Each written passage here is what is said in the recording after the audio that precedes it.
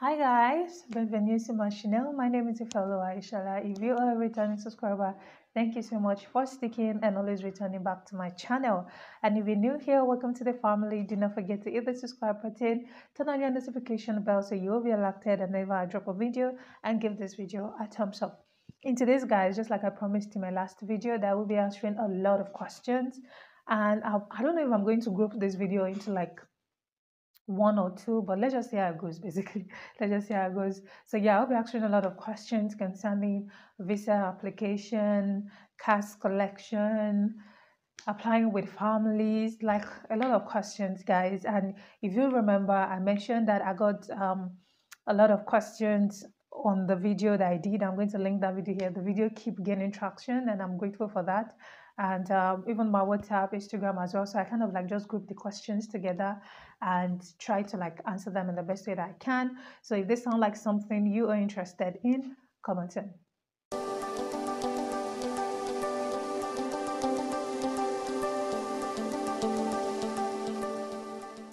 So guys, like I mentioned earlier on, I will be answering a lot of your visa application questions, interview questions, and things like that. And just before we go on in this video, let me just make a quick disclaimer, like big one. Guys, I'm not an immigration expert, neither am I like a licensed agent or something like that.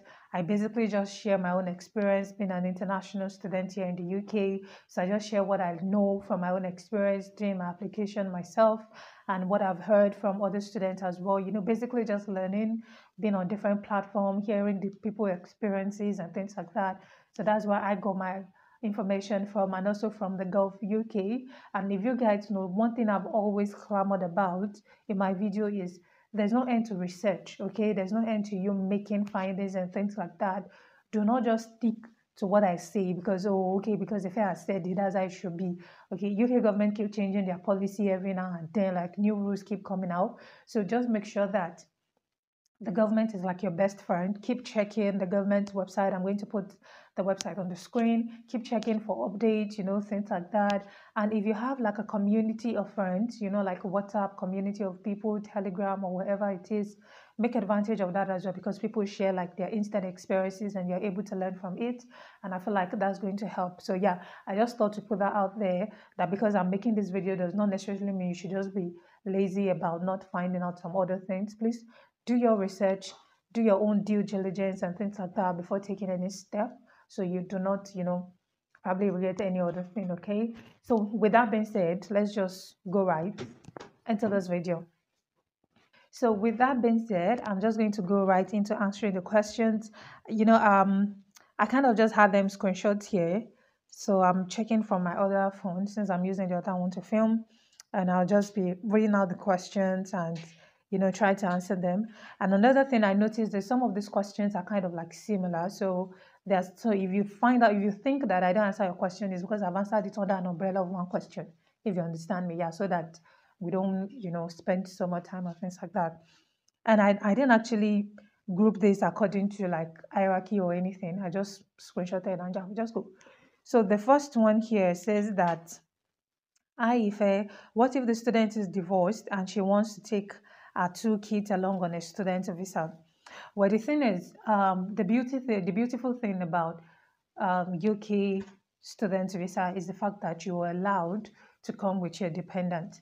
Now, the experiences of people that I've heard single mothers who actually come along with their children. Now, what I know that they usually ask for is a consent letter from the father of the kids. So I feel like there's another question that talk about being divorced and how is she going to do with the kids as well. So I'm just going to answer the question together. Now, based on findings, people that have asked, especially single mothers that I know that are here, or people that are here without their spouse but with their children, what they normally say that the UKVI requested was a consent letter, right? So a consent letter is their father, basically you and the father are agreeing the fact that, okay, I released my children to follow this person and I consent to it, basically. And a consent letter does not have like one stick, like it doesn't have like a stick way of just writing a consent letter. The basic thing is just making sure that the children name are written out in full. You and your husband name is also written out in full with your signature, and that's just it. So yes, You can take your kids along with you. I've known some people who have asked questions of like, oh, during the interview, they're always concerned about how is a student going to manage our education and at the same time with the kids and stuff like that. So I feel like that's where you need wisdom on how you need to answer that. And most times, even if you're not divorced, right, and it's just the fact that your husband does not want to go with you, because I've had cases of people who their husbands are just not ready to leave their blooming business in Nigeria and to just move over to a place where they will have to start again from the beginning. Like they're just not ready to do that. And they're just like, okay, you know what, I release you and the kids. But for me, it's a no. So most time, what I've seen mothers do in that scenario is that sometimes the mother come alone for a while. Then after some time, they send for their children. And even if they want to come for their children, what most of them usually do is that they apply together with their spouse, like with their husband, so that it doesn't raise a lot of red flags to show that the husband will be there to help. So they apply with their husband. The husband kind of bring the children over and that's it basically. She just learn how to juggle with it. So I feel like it's just something that is specific to your own experience. If you are not divorced, it's highly, highly advisable based on those that I've speak with that um, try to like apply together with your husband to be able to bring the kids, or you go alone first, and then after a couple of months, you request for your children to join you, and then you're fine. So the answer is yes, you can go with your kids. It's allowed and it's acceptable. Okay. Now, the second question says, thank you for the insightful and helpful information on this community. Please, can the student apply for the visa alone with our children without a spouse following them because he's busy with work back in their home country? I think I've pretty much answered with what I've said as well. It's good if your partner doesn't want to come with you, but then I just feel like the constant letter, just like I mentioned, and personally, I always do advise to just avoid too much scrutiny and all these things at the interview. Just apply with your husband, even if he's not ready to leave Nigeria, right? Let him just, go with you with the children, and then he can return whenever he wants, okay? Yeah. And then the next question says, thank you for the nice information. Please, my question is this. I'm doing a 2-year master's program. Do I need to have the 2-year money fees with my living expenses money, or only the first year school fee along with my living expenses money? Please let me know. Now, this question, I would say it depends on your school, okay? Each school with their own payment plan. And that's why I always say that even when your CAS is issued, the school always have a way of explaining to you or giving you a document that detailed the financial implication of whatever it is you're coming to do. Now, based on what I've heard people say, the research, because I'm not here on 2-year course, I'm here for a year course. And for my own year course, I had to show like my food tuition and my living expenses as well. And if you don't know what tuition and living expenses is, I'm going to link a video here. I've made a detailed explanation about that as well. So I had to show that because it was a year course. But for 2 years, what I've heard people say basically is usually they just need your 1 year tuition and your 9 month living expenses. But as I said, this varies to like different schools, right? Different schools with their own rules, different schools with their own regulations. But I know immediately the school issue you a CAS or you're getting to that point of you applying for your visa application, they will always explain things to you because most of the UK schools, right, they have this African or West African representatives and things like that. And these are people that you ask questions, tell you what to do and things like that. So it depends on the school, but based on popular responses and experiences that I've had, you usually have to put 1 year tuition fee and 9 month living expenses. Okay, yeah. And another person said, thanks for the information. Please do Swansea University requires 20 days financial statement before issuing CAS. So one of the beautiful thing about this was when I applied last year, they did not ask me for my proof of fund, which a lot of people were like, oh, you were blessed, they hacked them and things like that. And I felt like that was just grace for me, right? But right now, with the information that I've gathered is that the school now requires that you have a 1 month, like 20 days bank statement before they issue your CAS. So this is a new development that is actually taking like really formidable force in the school right now. So you have to have your 20 days money in your bank account before Swansea University. Now I'm speaking for Swansea University. I don't know for any other school, but for Swansea University, because this person asked specifically about Swansea University, and that's where I'm studying right now. So yes, they do now require you to have your proof of fund in your account for 28 days before they issue your CAS. All right? Okay. So another person asked me a question that she just got admission into Swansea University for September 2022. Please, how about accommodation in Wales and Swansea? I feel like I have already a video that is dedicated to that, and um I even have like offers for you guys for the Hamburg students where you can, get cheap housing using my link. So I'm going to be linking the video here somewhere as well. Check out that video. I already made a detailed explanation about that. And like I said, I mentioned in that video, if you want me to make like more detailed explanation about that, please drop in the comment section as well. But I feel like I've covered that in my accommodation experience. So please do check that out. I'll be linking it somewhere here. Okay, yeah, thank you. So another question says, what if the dependent is not going with you immediately but will come in 2 months' time? Do you still say yes when asked if someone or dependent is going with you?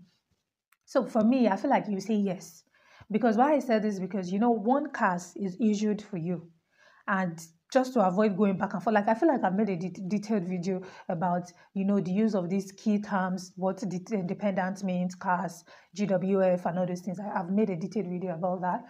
But you have to say yes to that. Why? Because when they issue you CAS, there's something that is called GWF number. I can't remember um, the full meaning. I'm going to put it somewhere in the screen though. And that number is something that your dependents will be needing, no matter how many of them that are following you. So when you're filling your visa application and they asked you, you have a dependent that is following with you, and you say no, and then at the end of the day, your dependent ended up using your GWF, your whatever needs to be in sync, okay? Like your information needs to be correct, everything needs to go in line. So if you say nobody's following you and somebody else is using your GWF, it could pass off as if somebody is trying to like rip you off or trying to use a sponsorship, and you wouldn't want that to be going through all the stress of explaining, letter of explanation, and all this kind of thing. So best advice I always give people is just say yes whenever they ask if people are following you, especially if you know there are many people that are following you. So just put yes there so that whenever they want to use your GWF number, you're not concerned about, oh, did I put yes, did I put no, what will happen, and this or that. Now, I've had cases of people who actually picked no,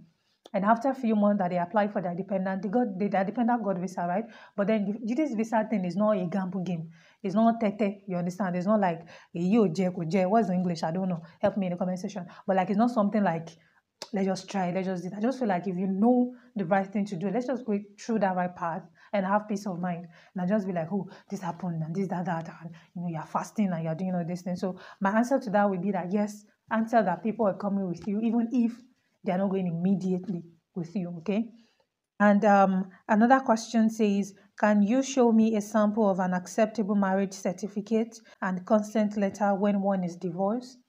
Well, marriage certificate, any marriage certificate that is legitimately issued in a registry that is recognized by that government is accepted, okay?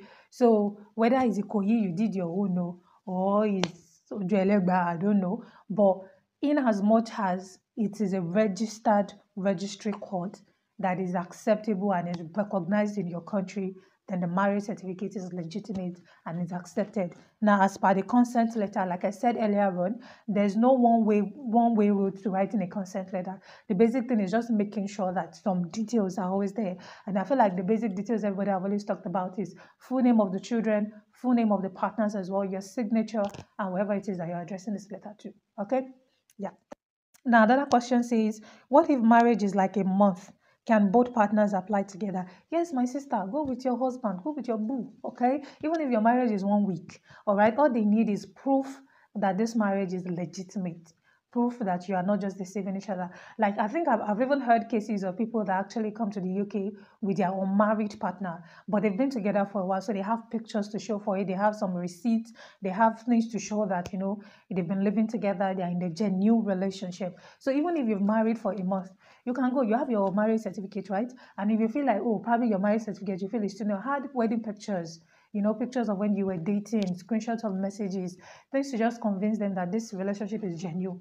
I'm not just faking this relationship. Because as sad as it might sound, or as disbelieving as it might sound, is that some people are even doing the runs of, arranging partners to come to the UK. And I do not just, my own personal opinion, I don't think it's right, okay? So do not be scared of the fact that, oh, we just married a month, will they give us visa? They will, by the grace of God, okay? Just include the necessary document that they ask for. Include pictures if you feel more comfortable with that. And with prayers on your side, you're good to go. Okay, yeah.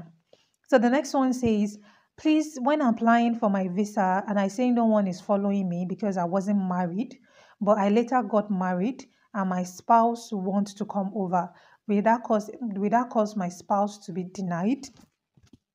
My sister, this question passed me because I don't know. Okay, I don't know. Like, because you already said no one was following you because you were married then, and now that you're married, I do not think your spouse will be denied. I just feel like you might need to include a letter of explanation, okay, and your marriage certificate and things like that, and to show proof that, okay, when I was coming to the United Kingdom, when I was coming to the UK, right? I wasn't married, you understand? And now that I'm married, these are the proof, marriage certificates, just like I explained in the other question, marriage certificate, pictures, things to show that, yeah, you're indeed married now. And by a letter of introduction or explanation will do well. And your spouse will be with you by the grace of God. Okay? But please do make your research because I really do not have much information about this sphere. But make your research, ask some other people that might have come, through that route. But I don't think your spouse will be denied just because you weren't married, then which legitimately you were not married, and now you're married. At least they will see the date, they will compare and do all this. And these people to make their due diligence, okay? So do not beat yourself up with it too much, all right? Okay, thank you. Now, then I want to say, please, how do you pay the IHS and visa fee in Nigeria? So basically, the only way in which you can pay your IHS and your visa fee, and IHS is the health charge, so the health insurance health surcharge, okay? More like our NHIS in Nigeria, yeah. So how do you usually play it is accepted in dollars, okay? So you have to have a dollar card for you to be able to pay for your IHS and visa fee. So basically what a lot of us did then was we went to our individual financial, institution, requested for a visa card, and then you loaded it with your dollars, whether you want to load it with black market rate, which I feel like most of us do not have option than to load it to the black market rate, and then you pay online, and that way your IHS and your visa fee is sorted. Okay, yeah, that's that. Now another question says, thank you, follower, for the video. How many days does it take to receive cash after you've made deposit from Nigeria? And also, how many days does it take to get an appointment for biometrics? Okay, well, to get cash, right, it depends on your school. This, like, there's no stick rule of, wait, this the, like, did I just say Yoba? Like, there's no time scale that, okay, when you pay your deposits within this social time you're expected to get your cash, right? It depends on schools. There are some schools that are fast as a week. There are some schools that are fast as 2 weeks. And I've heard some schools that 1 month people are still waiting for cash. Okay. Now what I feel usually affects the issuance of cash is the time at which you're requesting cash. If it's a period where some people were just resuming. Of course, much attention will be on the resumption, making sure that people are settled, or probably it's exam period or something like that. They could probably prioritize the things that are on ground right now before the issuance of CAS. But then I cannot tell you that this is a specific time frame that CAS is issued because it just depends on your school, right? But basically, when you make your deposit, it's expected that you forward your telex to your school as a proof that you've made your deposit. And once they receive confirmation of deposit in a bank account, then they can now move forward to the way of issuing you cash, because different school with their own different way of doing it. Like in my own school now, when we paid our deposit, I forwarded my telex, and the only thing that caused delay was the fact that I was waiting for my international passport then. But now there's something called cash shield in my school that you have to go through even after paying deposits. So different schools have, different systems that they are putting in place. And trust me, this thing keeps changing and changing. So your school website is your best bet and your best friend, and also the UK government website. Okay. And the second question that you ask is, how many days does this take to get an appointment for biometrics? My brother, it depends on the peak period. All right. If you were resuming in September and you're probably looking to book an appointment for your biometrics in August, of course, you should know that there's like, a high flow. They call it peak period because a lot of people are also applying at the same time. So it might take time before you get biometrics. But imagine if you are resuming in September and you are already booking your biometrics, let's say May, June. It might literally not take more than 2 weeks for you to get a date, for you to work with. Space to know. So it depends on the period at which you actually apply for your biometrics. So I cannot say, oh, this is a specific time. that you get your biometrics. Okay, so yeah, that's that about that. And another person says, I would like clarification on the payment of half of my tuition fee. When you say half of the, what am I skipping? The question says, I would like clarification on the payment of half of my tuition fees.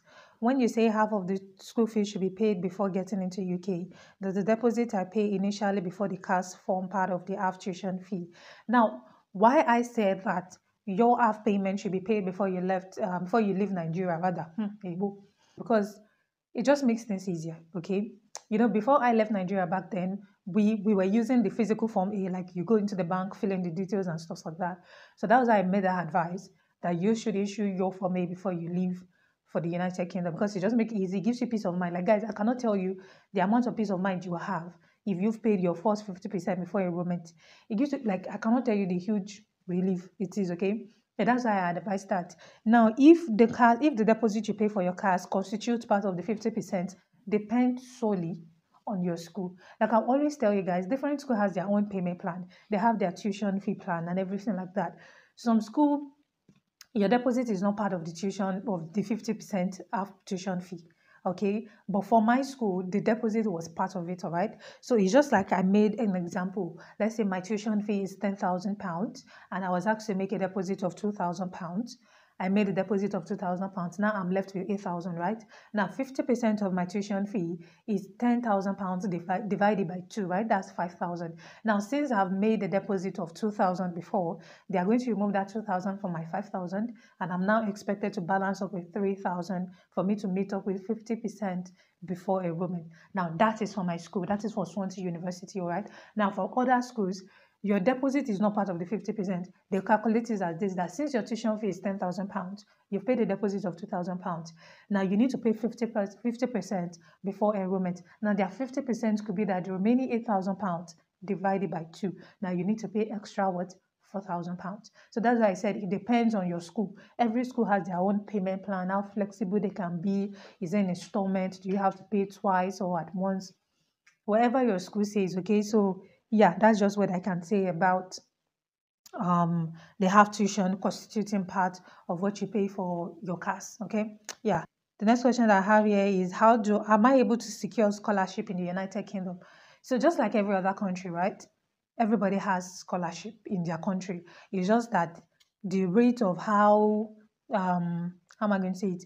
The rate of how easy it is to secure a scholarship can vary due to different countries, all right? There's some countries that's like easy, super easy to get scholarship, but for this United Kingdom, it's not easy to get scholarship here. And that's why I tell people, like, be prepared. Even if you get scholarship, most scholarship people get is like half, or probably you get a Commonwealth scholarship, or we are going. Bye, love you. Where's my kiss?